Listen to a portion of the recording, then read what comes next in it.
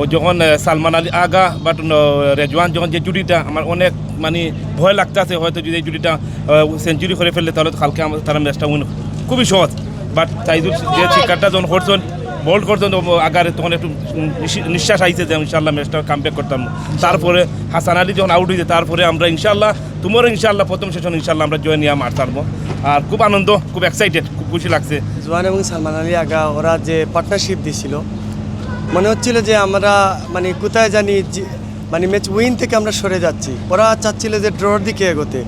কিন্তু শেষে আমরা তাইজুলের ডাবল উইকেট হানায় আমরা এই ড্র থেকে আমরা বেঁচে গেছি এবং আমরা উইনের দিকে আগাচ্ছি। যে সময় সালমান আলী আগে এবং রেজওয়ান একটা পার্টনারশিপ করছে তবে আমাদের মধ্যে একটা ভয় করছে যে আমরা কি এই ম্যাচটাকে হেরে যাব তবে এটা আমার বিশ্বাস ছিল যে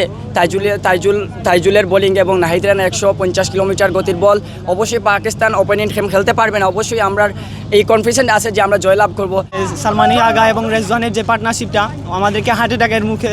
এনে দিয়েছিল বাট এই তাইজুলের অ্যাটাক বোলিং অ্যাটাকে এবং গুড পারফরমেন্সে এবং ফিল্ডিং পারফরমেন্সটা অনেক সেরা ছিল বাংলাদেশ ক্রিকেট টিমের তাই বলবো আমরা আগামীকালকের ম্যাচে জিতবো ইনশাল্লাহ।